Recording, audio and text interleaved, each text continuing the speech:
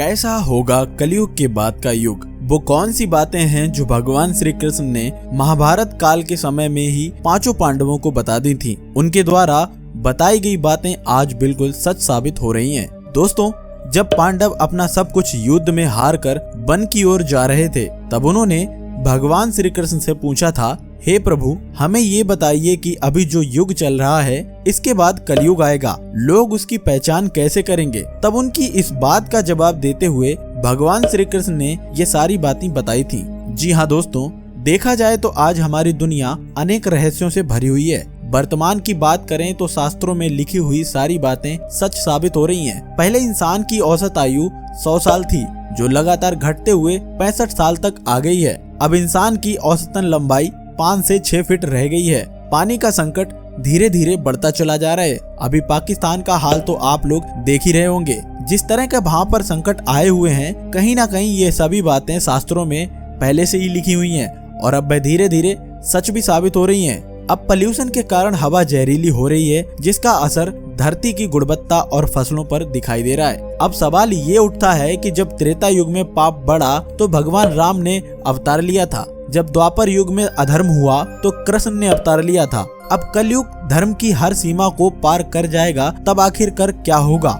आप सभी ये तो जानते हैं कि हिंदू धर्म ग्रंथों में काल यानी समय काल खंड चक्र को 4 भागों में बांटा गया है। सतयुग, त्रेता युग, द्वापर युग और कलयुग। हम जिस युग में जी रहे हैं वो कलयुग है। कलयुग यानी एक ऐसा युग जिसमें मनुष्य जाति का मन असंतोष से भरा हुआ है। इस युग में धर्म का सिर्फ 1/4 अंश ही रह गया है। वर्तमान परिस्थिति में ये चारों तरफ बढ़ता हुआ भी दिख रहा है। आज चारों ओर अहंकार, प्रतिशोध, लालच और आतंक ही दिखाई देता है। पुराणों में कलयुग को मनुष्यों के लिए श्राप माना गया है। लेकिन दोस्तों, क्या आपने कभी सोचा है कि कलयुग कब शुरू हुआ या फिर इस श्रापित युग का अंत कब होगा और इसके बाद आखिर कौन सा युग आएगा? इसके बारे में अब विस्तार से जान लेते हैं। आगे की जानकारी हम आपको बताएं उससे पहले अगर आपने अभी तक हमारे चैनल को सब्सक्राइब नहीं किया है तो जल्दी से सब्सक्राइब कर लें। आपका ज्यादा समय न लेते हुए वीडियो की शुरुआत करते हैं। दोस्तों, जिस तरह से हर गतिविधि का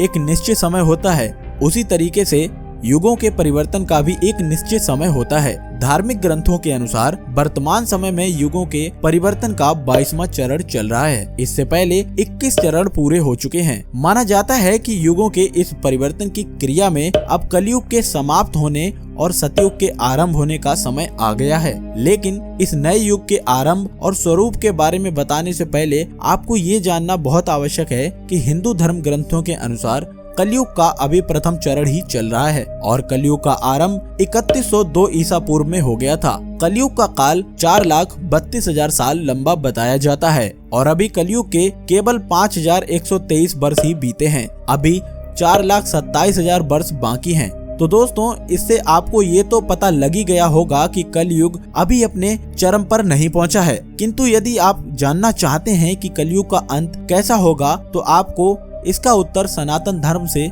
जुड़े हुए कुछ ग्रंथों में मिल जाएगा।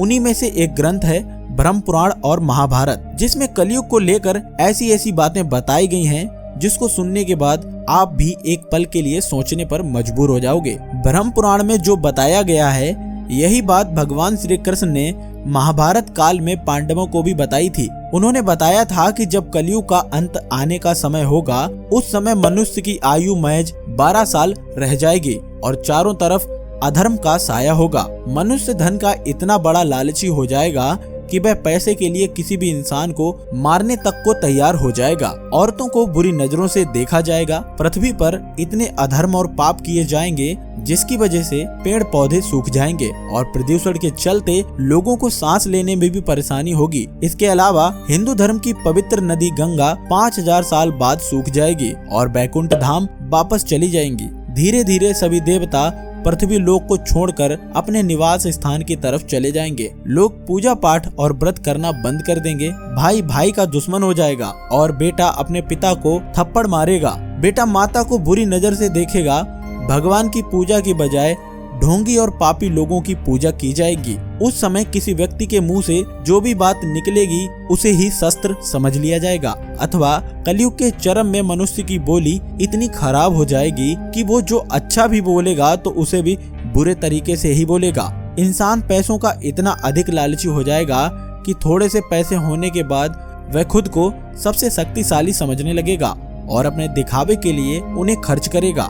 जो व्यक्ति कम धनवान होगा, स्त्रियां उसको छोड़ देंगी और जिसके पास अधिक धन होगा वही स्त्रियों का स्वामी होगा। शादी जैसा पवित्र रिश्ता एकमात्र व्यापार बनकर रह जाएगा। सभी की शादीशुदा जिंदगी में कोई ना कोई रुकावट जरूर आएगी। पति पत्नी एक दूसरे को धोखा देना शुरू कर देंगे। यही नहीं, कलयुग में समाज हिंसक भी हो जाएगा। जो लोग बलवान होंगे, चारों तरफ सिर्फ उन्हीं का ही बोलबाला होगा। सभी लोग अधर्मी हो जाएंगे, लेकिन कुछ लोग ऐसे होंगे जो धर्म के रास्ते पर चल रहे होंगे। उन्हीं में से एक व्यक्ति के घर पर श्री हरि नारायण कल्कि का अवतार लेंगे और पृथ्वी से समस्त अधर्मियों का नाश कर देंगे। कल्कि अवतार से जुड़ा हुआ एक तथ्य महाभारत के एक अध्याय में देखने को मिलता है, जिसमें भगवान श्री कृष्ण पांडवों को अपने कल्कि अवतार और कलयुग के अंत के बारे में बताया करते हैं। श्री कृष्ण कहते हैं, कलयुग के अंत के समय भारी वर्षा, प्रचंड आंधी और जोरों की गर्मी पड़ेगी। लोग दूसरों की खेती काट लेंगे, कपड़े भी उनके चुरा लिए जाएंगे, खाने पीने का सामान भी चुरा लिया जाएगा। चोर अपने ही जैसे चोरों की संपत्ति चुराने लगेंगे और फिर आपस में बड़े बड़े भयंकर युद्ध भी होंगे। चारों तरफ अधर्म का बोलबाला होगा तो भगवान विष्णु कल्कि का अवतार लेकर पृथ्वी लोक से पाप का नाश कर देंगे और युग परिवर्तन का 22वां चक्र समाप्त हो जाएगा। और युग परिवर्तन के 23वें चक्र की शुरुआत तब जाकर होगी, जिसको सतयुग के नाम से जाना जाएगा। इससे एक नई दुनिया का जन्म होगा। हर तरफ हरियाली ही हरियाली होगी। इसके अलावा धर्म पुराणों में इस बात का उल्लेख भी किया गया है कि सतयुग की अवधि 17,28,000 वर्ष की होगी। पृथ्वी पर दोबारा से धर्म का जन्म होगा। हर कोई व्यक्ति एक दूसरे को देखकर ही खुश होगा। मनुष्य में एक दूसरे के लिए नफरत की कोई जगह नहीं होगी। चारों ओर प्यार ही प्यार होगा। मानवता की दोबारा स्थापना होगी। सतयुग में लोग भगवान से बात कर सकेंगे। देवताओं के प्रति अपनी आस्था की वजह से तपस्या करने वाले ऋषि मुनियों का जन्म होगा। धन की बजाय मानवता को अधिक महत्व दिया जाएगा। स्त्री को सम्मान की नजर से देखा जाएगा। वैसे दोस्तों, ये वही सारी बातें थी जो महाभारत काल के समय पांडवों को श्री कृष्ण जी ने बताई थी। इनका उल्लेख महापुराणों में भी मिल जाएगा। लेकिन मित्रों, सतयुग आने में अभी बहुत लंबा समय बाकी है। कलयुग में भी मनुष्य अपने कर्मों से उसे सतयुग में बदल सकता है। तो दोस्तों, हमें खुद को सौभाग्यशाली समझना चाहिए कि हमारा जन्म कलयुग के शुरुआती चरणों में ही हुआ है, जिसमें हमें आज भगवान की पूजा पाठ और शास्त्रों का अध्ययन करने का सौभाग्य प्राप्त हुआ है। लेकिन इस कलयुग की शुरुआत में भी आप सतयुग का अनुभव प्राप्त कर सकते हैं। उसके लिए आपको अपने कर्मों को प्रधानता देनी होगी। इसके लिए आप धर्म का मार्ग चुनें और ज्यादा से ज्यादा लोगों की मदद करें। मुझे उम्मीद है आपको हमारी आज की ये वीडियो पसंद आई होगी। अगर आपको ये वीडियो पसंद आई है तो इस वीडियो को ज्यादा से ज्यादा लाइक करें और ज्यादा से ज्यादा लोगों तक इस वीडियो को शेयर जरूर करें, ताकि उन्हें भी पता चल सके कि आखिर किस तरह से कलयुग का अंत होगा और कलयुग के बाद कौन सा युग आएगा। अगर आप ऐसी वीडियो और देखना पसंद करते हैं तो आप हमारे चैनल को सब्सक्राइब करना ना भूलें। धन्यवाद।